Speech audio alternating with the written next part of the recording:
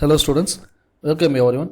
In this video, we are going to say about refrigeration, the working principle, the types and the applications will be going to be discussed now. In unit number 5, B8252 Basic Civil and Mechanical Engineering, presented by Ashwin M, Assistant Professor from Mechanical Engineering, King's College of Engineering. So basically what do you mean by refrigeration? It is nothing but the application of energy to maintain or reduce the temperature inside a controlled environment is called as refrigeration. It is coming under the working principle of two categories. First one, vapor compression cycle. Second one, vapor absorption cycle. A common example for vapor compression cycle is nothing but our domestic household refrigerators we are using in our homes. And the example for vapor absorption cycle will be meat storage refrigerators, food storage refrigerators. Usually they have under freezing conditions, right? That meat storage refrigerators are usually working under the principle of vapor absorption cycle. So let me discuss about we have to widely discuss about vapor compression cycle and the application of vapor compression or domestic refrigerator. After that, we need to compare the pros and cons between vapor compression and vapor absorption cycle in this video. So let me go to a domestic refrigerator and its basic parts. A domestic refrigerator is nothing but the combination of compressor, condenser, expansion valve and evaporator. Those things are the mandate things. And moreover, it is filled with a refrigerant. And the refrigerant is going to be processed by all those compressor, condenser, expansion valve, evaporator. So this is the side view of your domestic refrigerator. In the top we could see the evaporator. After that we could see expansion valve, and then the reverse area we used to see the curves, like black curves in our refrigerators. That is nothing but our condenser. After that the bottom part, nothing but the black round shaped thing, that is nothing but your compressor. So how it works, we are going to see the working principle of domestic refrigerator. So the starting process comes with compressor. The compressor starts when we start the machine. The first one the going to be start is nothing but your compressor. The compressor sucks the refrigerant and passes the refrigerant to the condenser. At first the air, it is exposed to atmosphere. The refrigerant once exposed to atmosphere means it will become high temperature liquid. It will become a high temperature liquid. That is why it is indicated as red color.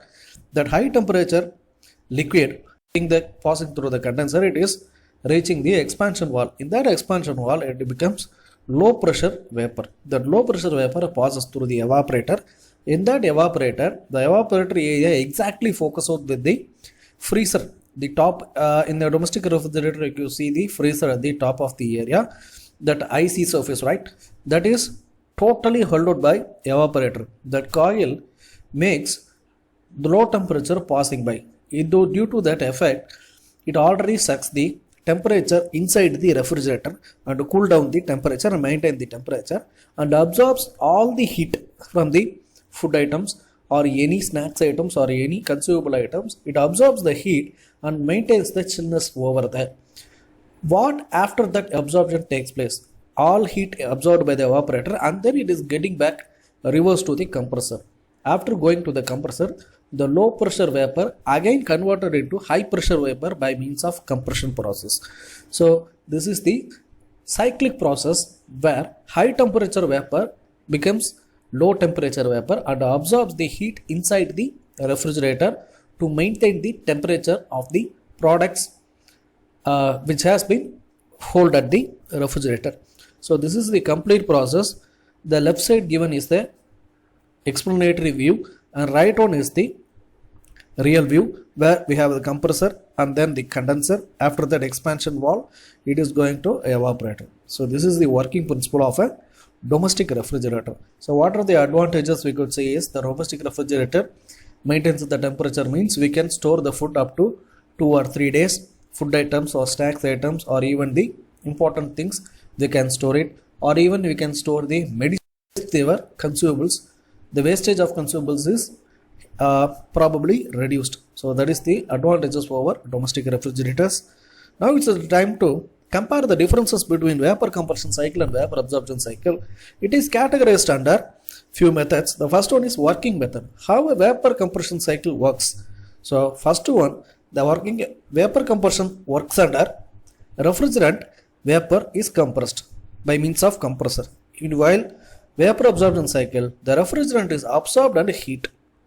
So the second one, how about the energy? A mechanical energy is supplied to the compressor for driving that. But in terms of vapor absorption, there is only heat energy supplied to a generator. There is no need of mechanical work or electrical work needed. The third one, COP, coefficient of performance, is probably high for a vapor compression. In case of vapor absorption, there is low COP.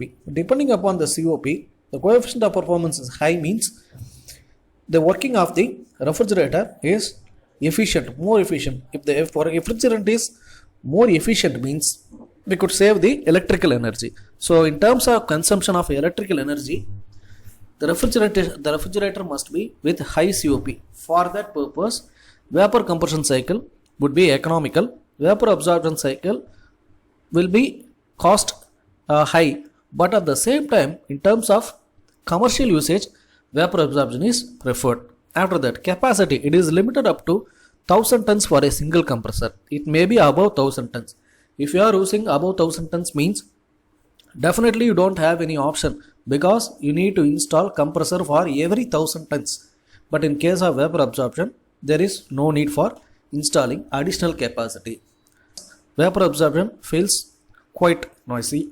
And then regarding the operation cost, vapor compression finds high operating cost because of compressor consumes more work, but at the same time less energy required for vapor absorption system. Finally, the commonly found applications of refrigerants are, for a commercial fridge we use R12 refrigerant. It is nothing but Freon. Okay, previously we have used CFC, chlorofluorocarbon. Nowadays it is not used, practically used because of its pollution issues.